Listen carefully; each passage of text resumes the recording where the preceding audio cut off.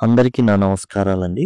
ఇప్పుడు మనం ఈ వీడియోలో వచ్చేసి 10థ్ క్లాస్ సంబంధించి డబ్ల్యూహెచ్ క్వెషన్స్ అని చివర్లో 37 ఏ ఏదైతే ఉందో దానికి సంబంధించి మనం డబ్ల్యూహెచ్ క్వెషన్స్ చెప్పుకుంటున్నాం. ప్రతి టాపిక్ కూడా ఏదైతే ఎగ్జామ్ పాయింట్ ఆఫ్ వ్యూలో ఉన్నో ప్రతి టాపిక్ మోడల్ పేపర్ కానివ్వండి, టోటల్‌గా 35-37 ఏవైతే ప్రశ్న పత్రంలో ఉన్నటువంటి ప్రశ్నలను ఎలా రాయాలి సులభంగా అని చెప్పబడింది. అఫీషియల్ పేపర్స్ నుంచి ఏవైతే ఉన్నాయో అన్నీ కూడా సెక్షన్ బి, మళ్ళీ సెక్షన్ ఏ, సెక్షన్ బి ఇయన్నీ కూడా చేయడం జరిగింది. వరుసగా మీకు ఆర్డర్‌లో ఏదైతే క్వెషన్ నంబర్ ఆర్డర్ ఉందో ఆ ఆర్డర్‌లో అయితే మీకు ఇక్కడ ఇయన్నీ కూడా పొందుపరచబడి ఉన్నాయి. ఎడిటింగ్ వచ్చేసి ఏందంటే టోటల్ 9 ఉన్నాయండి. 9 లెసన్స్‌కి సంబంధించి 9 వర్క్ బుక్‌లో ఉన్నాయి. అవన్నీ కూడా డైరీ ఎలా రాయాలి, ట్రీ డయాగ్రామ్ ఎలా రాయాలి, పై చార్ట్ ఎలా రాయాలి. ఇప్పుడు డబ్ల్యూహెచ్ క్వెషన్స్ ఆల్రెడీ మనం డిస్కస్ చేయడం జరిగింది. ఇది ఒకసారి చూడండి. ఇప్పుడు ఇంకోటి కూడా నేను సులభంగా ఉండేందుకు చెప్పడానికి సిద్ధపడ్డాను. ఎందుకంటే చాలామంది అడుగుతున్నారు కాబట్టి చాలా యూజ్‌ఫుల్‌గా ఉంటుంది కాబట్టి ఈ డబ్ల్యూహెచ్ క్వెషన్స్ గురించి చెప్తున్నాను. ఇది వచ్చేసి ఏందంటే 37 ఏ అనేది దీని యొక్క క్వెషన్ ఆర్డర్ నెంబర్. ఒక్కొక్క దానికి 2 మార్కులు ఉంటాయి. 5 ఇస్తారు. 5 రెళ్ళు 10 మార్కులు. చూడండి ఇక్కడ మనం చూసుకున్నట్లయితే ఏ, బి, సి, డి, ఈ ఈ విధంగా ఉంటాయి 5. ఇక్కడ ఏం చేయాలి అంటే మనకు ఆన్సర్ వచ్చేసి ఇది రావాలి. ఏదైతే బోల్డ్ లెటర్‌లో ఉందో అది రావాలి. అది రావాలి అంటే ఇక్కడ ఒక డబ్ల్యూహెచ్ క్వెషన్‌ని మనం ఇక్కడ రీప్లేస్ చేయాలి. వేటికి ఏమొస్తాయో చూద్దాం. ఇప్పుడు జనరల్‌గా చూడండి పర్సన్ అనుకోండి. ఎవరైనా పర్సన్ గనక ఆన్సర్‌గా రావాలి అనుకుంటే హూ అనేది మనం పెడతామండి. అలా కాకుండా ఏదైనా వస్తువు అనుకోండి. వస్తువు గానీ, జీవం లేనిది గానీ ఏదైనా గానీ వాట్ అనేది పెడతామండి. అట్లా కాకుండా రీజన్ ఏదైనా ఉందనుకోండి. రీజను, రిజల్ట్ అంటే ఏదైతే ఒక పని జరగడానికి రీజన్ ఉంది. అలాంటి వాటికి వై అనేది మనం ప్లేస్ చేస్తామండి. ఈ విధంగా విచ్ అనేది కూడా థింకే. కాకపోతే స్పెసిఫిక్ థింగ్. ఓకేనా? ఏ నెల స్పెసిఫిక్‌గా మంత్‌లో కూడా ఏ నెల అలా విచ్ అన్నట్టు విచ్ మంత్ అట్లా వస్తుందన్నమాట. కాబట్టి ఈ విధంగా మనం పర్సను, థింగ్, రీజను దాన్ని బట్టి మనం ఏం చేయాలి అంటే అట్లానే మేనర్ ఎలా జరిగింది అని చెప్పడానికి మనం హౌ తీసుకుంటాం. హౌ. కాబట్టి క్వెషన్ ఈ విధంగా ఉంటుంది. ఇప్పుడు సపోజ్ సేఫ్ అండి. సేఫ్ అంటే ఇనప్పెట్టె. ఇప్పుడు ఈ ఇనపపెట్టె వస్తువు కదా! కాబట్టి సేఫ్ బదులు వాట్ అనేది ప్లేస్ చేస్తాం. What was not going to be hard to open question mark అయిపోయింది. క్వెషన్ 2 మార్కులు. Answer the safe. What was not going to be hard to open ఇదేనండి ఇంక అయిపోయింది. ద సేఫ్ అనేది ఆన్సర్ వచ్చేస్తుంది. ద సేఫ్ బదులు వాట్ పెట్టామంతే. వస్తువు కాబట్టి మనం చెప్పుకున్న దాని ప్రకారం వాట్ అనేది పెట్టాం. స్పెసిఫిక్ ఇచ్చిన వాటిలో కూడా 4, 5 ఉన్నాయి. ఆప్షన్ సెలెక్ట్ చేసుకోవాలన్నప్పుడు విచ్, రీజన్ ఉంటే వై, మేనర్ అయితే హౌ ఎలా జరిగింది ఏంటి అని. తర్వాత the burglar alarm was purely built అంటే ఏంది?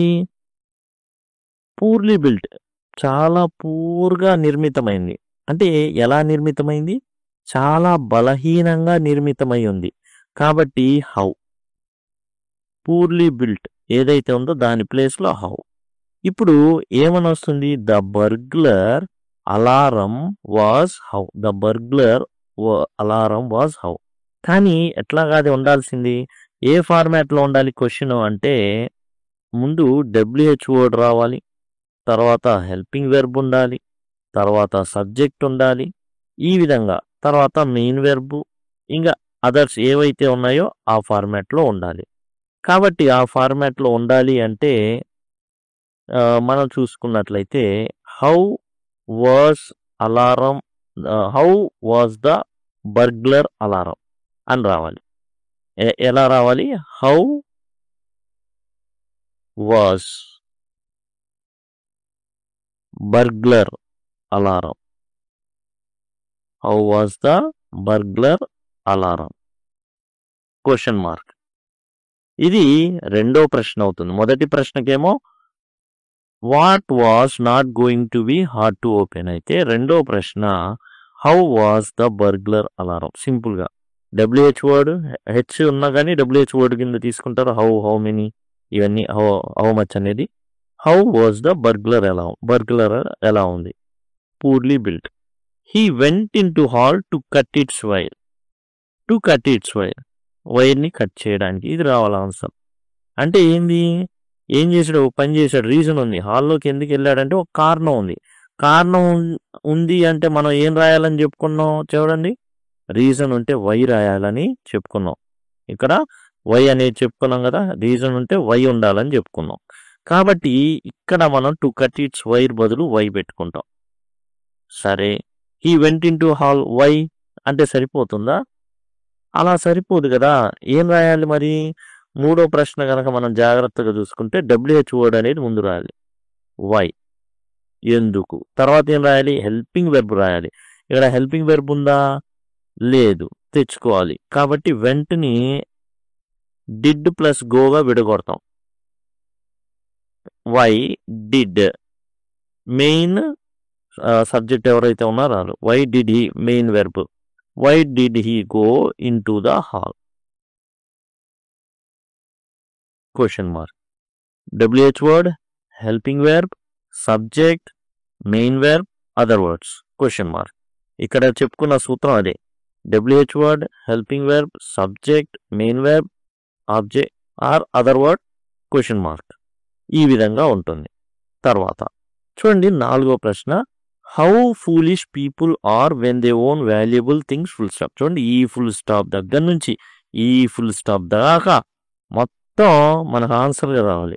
అప్పుడు క్వశ్చన్ మనం గమనించాల్సింది ఏంటంటే ఆన్సర్ మొత్తం రావాల్సినప్పుడు క్వశ్చన్ అక్కడి నుంచి రాదు, దాని పక్కన ఉన్న సెంటెన్స్ నుంచి వచ్చింది. హొరేస్ థాట్. ఇప్పుడు ఈ హొరేస్ థాట్ అనే దాన్ని మనం ఏం చేయాలి అంటే క్వశ్చన్గా మార్చాలి. హొరేస్ థాట్, దీన్ని క్వశ్చన్గా మార్చాలి. హొరేస్ ఆలోచించాడు అంటే హొరేస్ ఏం ఆలోచించాడంటే ఈ డబ్బు ఉన్న వాళ్ళంతా కూడా ఫూలిష్ పీపుల్, అసలు వీళ్ళకి ఏం తెలీదు. ఏం ఆలోచించాడు అని ప్రశ్న వస్తే ఏం ఆలోచించాడంటే ఈ డబ్బులు ఉన్న వాళ్ళందరూ కూడా తెలివి లేనోళ్ళు అని ఆలోచించాడు. కాబట్టి ఇప్పుడు ఎట్లా? వాట్. నాలుగో ప్రశ్న వాట్. మరి నెక్స్ట్ హెల్పింగ్ వెర్బ్ రావాలిగా. హెల్పింగ్ వెర్బ్ ఏం రాస్తాం? లేదు. కాబట్టి థాట్ని ఎలా మారుస్తాం అంటే డిడ్ ప్లస్ థింక్. ఎందుకు మార్చాం ఇట్లా? పాస్ట్ టెన్స్లో ఉంది కాబట్టి, వెర్బ్ యొక్క సెకండ్ ఫామ్ కాబట్టి, did plus V1 equal to V2 కాబట్టి తీసుకున్నాం. What did Horace think question mark. అయిపోయింది. సింపుల్గా ఇంకా కావాలి అంటే think about rich people. What did Horace think about rich people, లేకపోతే people who have valuable things. How foolish people are when they own valuable things. How did Horace think. Just అయిపోయింది. సరే, ఐదో ప్రశ్నకు వద్దాం.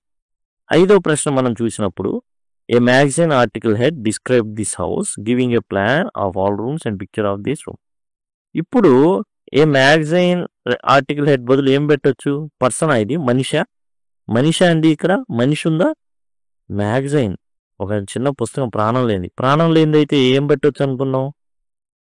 వాట్ అనేది పెట్టొచ్చు అనుకున్నాం. కాబట్టి ఈ టోటల్ ఏ మ్యాగజైన్ ఆర్టికల్ హెడ్ ఏదైతే ఉందో దాని ప్లేస్లో వాట్ అని పెడితే what described this house giving a plan of all rooms and A picture of this room question mark. Simple అంతే. దానంతా బదులు ఏ మ్యాగజైన్ ఆర్టికల్ హెడ్ బదులు వాట్ పెట్టేసి మొత్తం రాసి చివరిలో క్వశ్చన్ మార్క్ పెడతాం అన్నిటికీ.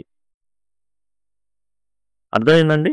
ఇక్కడ చూడండి, ద సేఫ్ రావాలంటే వాట్ పెట్టాం. What was not going to hard to open question mark. అయిపోయింది ప్రశ్న. పూర్లీ బిల్ట్ ఎలా నిర్మితమైంది? Poorly manner.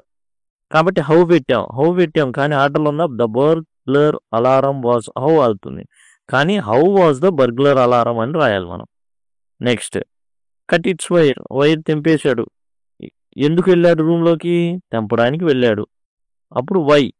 He went in to the hall. Why question mark పెడితే కుదరదు. ఈ went in to the hall why అని కాకుండా why did he go in to the hall. వెంట్ని డిడ్ ప్లస్ గో చేసాం. వై ముందు డబ్ల్యూహెచ్ వర్డ్ని పెట్టాం, తర్వాత హెల్పింగ్ వర్బ్ డిడ్ను పెట్టాం, తర్వాత హీ పెట్టాం, గో పెట్టాం, to the hall. Why did he go to the hall అనేసి పెట్టాం. తర్వాత నాలుగోది చూస్తే మొత్తం సెంటెన్స్ మొత్తం ఇచ్చాడు కాబట్టి పక్కన ఉంటుంది దానికి సంబంధించిన ప్రశ్న. Horace thought. What did Horace think అని పెట్టాం. అయిపోయింది. What did Horace think. Horace థాట్లో డిడ్ ప్లస్ థింక్ తీసాం. వాట్ ఏం ఆలోచించాడు అంటే ఇలా ఎక్కువ డబ్బులు ఉన్నవాళ్ళు లేదా వాల్యుబుల్ థింగ్స్ ఉన్న వాళ్ళకి బుర్ర అనేది ఉండదు, వీళ్ళకి తెలివి ఉండదు అని అనుకున్నాడు. తర్వాత ఈ మ్యాగజైన్ ఆర్టికల్ హెడ్ దానంతా తీసి వాట్ పెట్టాం. What describe this house giving a plan of all rooms pictures of this room question mark. అంటే మ్యాగజైన్లో ఆ ఇంటి గురించి పూర్తిగా డీటెయిల్స్ ఇచ్చారు కాబట్టి అట్లా ఇతనికి టోటల్ ఏమైంది, బ్లూ ప్రింట్ దొరికేసింది. సింపుల్గా వాట్ పెడతాం. ఈ విధంగా అండి పర్సన్ అయితే హూ ప్లేస్ చేస్తాం, థింగ్ అయితే వాట్, రీజన్ అయితే వై, మేనర్ అయితే హౌ. ఈ విధంగా ఎన్ని అని అడగాలనుకోండి, ఎన్ని అని అడగాల్సినప్పుడు హౌ మెనీ, ఎంత అని అడగాల్సినప్పుడు డబ్బులు అనుకోండి హౌ మచ్ అనేవి వస్తాయి. టైం గురించి అడగాలనుకున్నప్పుడు వెన్, ప్రదేశం గురించి అడగాలనుకున్నప్పుడు వేర్. ఇవి ఈ విధంగా రావడం అయితే జరుగుతుందండి. ఇది సింపుల్గా మీకు డబ్ల్యూహెచ్ క్వశ్చన్స్ గురించి ఉన్న సమయంలో 10 నిమిషాల్లో నేర్చుకోవడానికి వీలుగా చెప్పబడింది. దయచేసి గమనించండి. టోటల్ ప్రతిదీ కూడా నెంబర్ వారీగా ఇక్కడ అయితే మొత్తం అన్నీ కూడా ప్లేస్ చేయబడిన ఈ ప్లేలిస్ట్లో డిస్క్రిప్షన్లో మీకు ఇవ్వబడుతుంది. యాజ్ వెల్ యాజ్ మీరు కనుక మొబైల్లో చూస్తుంటే ఐ కార్డ్స్ ఈ విధంగా వస్తూ ఉంటాయి. ఎండ్ స్క్రీన్స్ ఇప్పుడు ఒక 5 సెకండ్లో ఈ విధంగా ఎండ్ స్క్రీన్ కూడా రావడం జరుగుతుంది. దాని ద్వారా మీరు యాక్సెస్ చేయొచ్చు. Thank you. Thanks a lot. All the best to your exam.